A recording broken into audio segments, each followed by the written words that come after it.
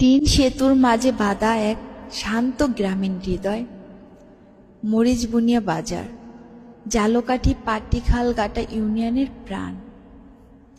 বাজারের বুক চিরে বয়ে চলে শান্ত খাল, শত বছরের ইতিহাসের সাক্ষী।